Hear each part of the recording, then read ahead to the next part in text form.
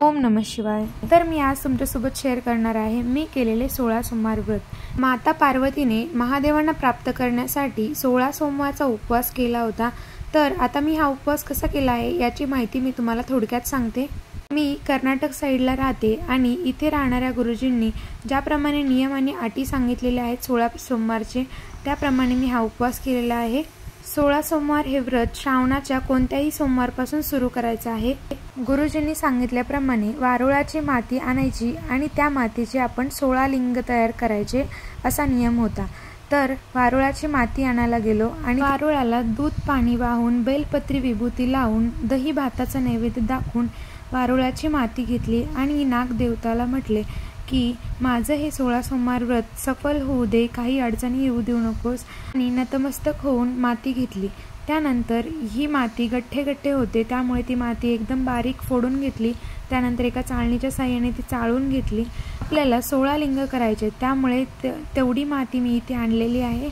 त्यानंतर ही माती चाळून घेतली, अगदी पिठासारखी ही माती चाळून घेतली। काही भागांमध्ये मंदिरातील शिवलिंगाला पूजा करून हे व्रत करतात, तर काही भागांमध्ये अशा प्रकारे वारुळाची माती आणून 16 शिवलिंग 16 सोमवारी करून ही पूजा करतात। ही एकदम बारीक चाळलेली माती एका डब्यामध्ये भरून ठेवायची आहे आणि प्रत्येक सोमवारी यातील आपण थोडी थोडी माती घेऊन लिंग तयार करणार आहोत। आणि जी उरलेली माती आहे, जी अगदी जाडसर आहे, ती माती आपण घराजवळील कोणत्याही झाडाला टाकायची आहे, इतर कुठेही टाकायचे नाही। मी हे व्रत करताना 108 गाईच्या तुपाच्या वाती, त्यानंतर 108 बेलपत्र, 108 फुलं, त्यानंतर गणपती बाप्पासाठी दुर्वा आणि 108 कापसाची पोत, त्याचबरोबर 108 अख्खे तांदूळ, तुटलेले वगैरे नाही, अख्खे तांदूळ इथे मी घेतलेले आहेत। असा नियम हा मी पहिल्या सोमवारपासून ठेवला होता, जो की 16 सोमवारपर्यंत हाच नियम ठेवायचा आहे। त्यानंतर प्रत्येक सोमवारी जे मला साहित्य लागते ते मी एका बॉक्समध्ये भरून ठेवलं होतं, म्हणजे मला प्रत्येक सोमवारी जेवढं लागणारं साहित्य मी ते इझिली मला मिळू शकतं अशा प्रकारे। तर इथे आता महादेवांसाठी जे आपण बेलपत्र आणतोय ते बेलपत्राचं जे देठ आहे शेवटचं ते आपण काढून घ्यायचं आहे। सर्व बेलपत्र हे निवडून घ्यायचे आहेत। ते देठ जे आहे ते महादेवांना चालत नाही, तर ते आपण कट करून घ्यायचं आहे। आता इथे पूजा करताना चौरंग ठेवावा, त्यावर पांढरे वस्त्र ठेवावे। पांढरे वस्त्र हे महादेवांना अगदी प्रिय आहे। त्यानंतर आपण सर्वप्रथम गणपती बाप्पाचा अभिषेक करणार आहोत। त्यानंतर दूध, दही, केळी, साखर आणि मध हे सर्व आपण एकत्र करून अभिषेक करू शकतो किंवा सेपरेट सेपरेट जरी वाहिलं तरी चालतं। तर आता इथे गणपती बाप्पांचा अभिषेक आपण प्रथम करून घ्यायचा आहे। हाच अभिषेक आपण मंदिरात जाऊनही घालू शकतो। ज्यांना मंदिरात जाणं शक्य होत नाही, लहान बाळ असेल किंवा इतर काही कारण असतील, त्यांनी घरी देखील आपल्या गणपती बाप्पाला आणि महादेवाचे पिंड असेल घरामध्ये, तर त्याला पण अभिषेक घालू शकतो आपण। त्यानंतर दूध दहीचा अभिषेक झाल्यानंतर पाण्याचा अभिषेक घालायचा आहे आणि स्वच्छ करून घ्यायचा आहे। त्यानंतर महादेवाच्या पिंडीला इथं आपण अभिषेक घालणार आहोत। सर्वप्रथम पाण्याने अभिषेक घालायचा आहे, त्यानंतर दूध, दही, केळी, साखर आणि मध याने अभिषेक आपण घालायचा आहे। आणि हे अभिषेक घालताना आपण ओम नमः शिवायचा जप करायचा आहे। 16 सोमवार हे व्रत करताना आपण मनामध्ये संकल्प धरायचा आहे आणि त्यानंतर हे व्रत करायचं आहे। हे व्रत अगदीच फलदायी आहे, त्यामुळे सर्व नियम अटी पाळून हे व्रत करायचं आहे। महादेवांना घातलेला अभिषेक आता आपण काढून घ्यायचा आहे आणि घरातील सर्वांना प्रसाद म्हणून द्यायचा आहे। ज्यांनी उपवास धरलाय त्यांनी हा अभिषेक खाऊ नये। शक्यतो 16 सोमवार उपवास करताना निर्जलच उपवास करावा। ज्यांना शक्य होत नाही त्यांनी पाणी पिऊनही उपवास केला तरी चालतो। त्यानंतर इथे आपण महादेवांना आता पाणी घातलेलं आहे, स्वच्छ करून घेतलेलं आहे आणि त्यानंतर विभूती लावून घ्यायचं आहे। आपणही विभूती लावायचं आहे। त्यानंतर 108 जे तांदळाचे दाणे होते ते आता यावर वाहायचे आहेत। अगदी अख्खे अख्खे दाणे घ्यायचे, अर्ध तुटलेलं वगैरे दाणे घ्यायचे नाहीत। त्यानंतर एक बेलपत्र वाहते मी इथे आणि त्यानंतर पांढरं फूल। पांढरं फूल हे महादेवांना खूप प्रिय आहे। त्यानंतर जे 108 बेलपत्र होते ते आता मी यावर वाहते। हीच पूजा आपण मंदिरामध्ये जाऊनही करू शकतो किंवा घरी आपण या प्रकारे पूजा करू शकतो। 108 बेलपत्र एक एक वाहून देखील ओम नमः शिवायचा जप करत देखील आपण इथे वाहू शकतो। आता इथे मी पांढरे फुलं वाहते। पांढरे फुलं अगदी देखील मी 108 घेतलेले आहेत आणि आता हे मी महादेवांना वाहिलेले आहेत।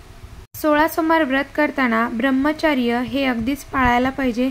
त्यानंतर मांसाहार जो आहे तो अगदीच टाळायला पाहिजे। 4 महिने तरी घरामध्ये मांसाहार करू नये।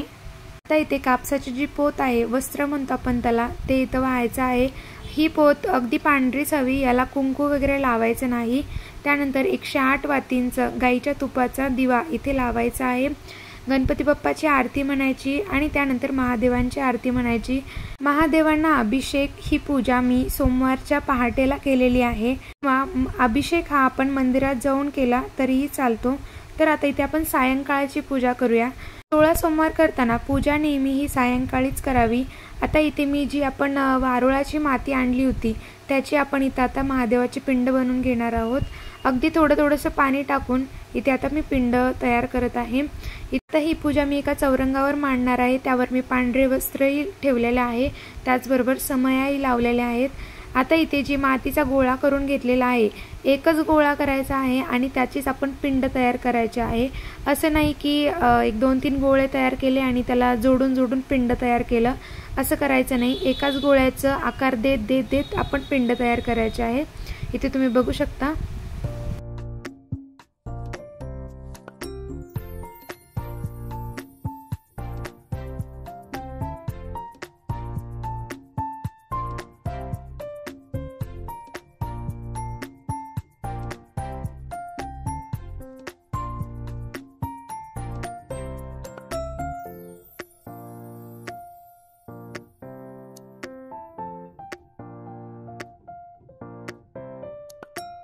आता ही मातीची पिंड एका ताटावर ठेवून यावर आपण विभूती लावायचं आहे। तेच विभूती आपणही लावून घ्यायचं आहे। एक बेलपत्र या लिंगावर आपण व्हायचं आहे, ज्याचं तोंड आपल्याकडे असावं। त्याचबरोबर एक पांढरं फूल देखील या लिंगावर आता मी वाहून घेते। आता ही मातीची लिंग ही ओलसर असल्या कारणाने मी बाकीचे जे 108 पानं आणि फुलं आहेत ते एक करून साईडनी त्याच्या लावणार आहे आणि ओम नमः शिवायचा जप करत करत आपण हे फुलं ठेवायचे आहेत, बेलपत्र ठेवायचे आहेत। त्याचबरोबर इथे शिवलीला अमृत मधील 11वा अध्याय इथे मी मोबाईलवर लावला होता आणि त्याचबरोबर ही पूजाही चालू होती। जर तुमच्याकडे ग्रंथ अवेलेबल असेल तर त्यातील 11वा अध्याय पूजा झाल्यानंतर वाचला तरीही चालेल।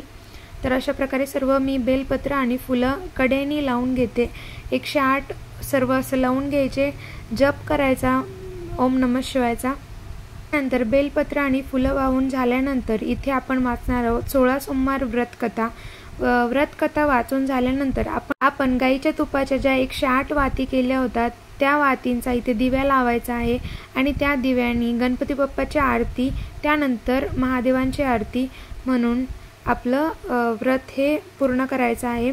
त्यानंतर इथे आपण दाखवणार आहोत प्रसाद। मी हा उपवास निर्जल धरला होता, त्याचबरोबर खडीसाखरेवर हा उपवास धरलेला आहे।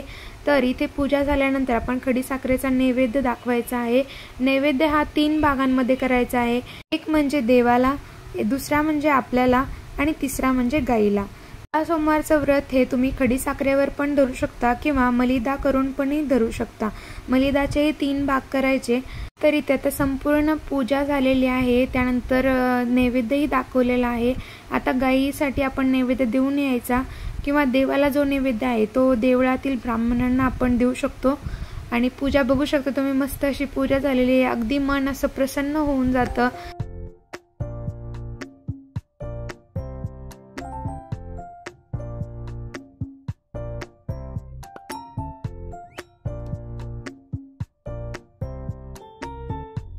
त्यानंतर दुसऱ्या दिवशी म्हणजे मंगळवारी सकाळी आपण हे उद्यापन करायचं आहे। ते कसं तर इथे आपण बिनमिठाचा भात करायचा आहे, त्यावर दही घालून आपण नैवेद्य दाखवायचा आहे आणि पूजाही उतरवायची आहे। तर इथे जो बिनमिठाचा भात केलेला आहे तो देखील आपणही खायचा आहे आणि आपण उपवास सोडायचा आहे। 16 सोमवार मधील माझे 11 सोमवार झालेले आहेत। तर इथे तुम्ही बघू शकता या माझ्या 11 सोमवारच्या 11 लिंग की मी बॉक्समध्ये सेफ राहतील असं ठेवलेलं आहे, जे की आपल्याला उद्यापनला लागणार आहेत। तर 17व्या सोमवारी जे उद्यापन होणार आहे त्याचा व्हिडिओ पण नक्की मी तुमच्यासोबत शेअर करेल।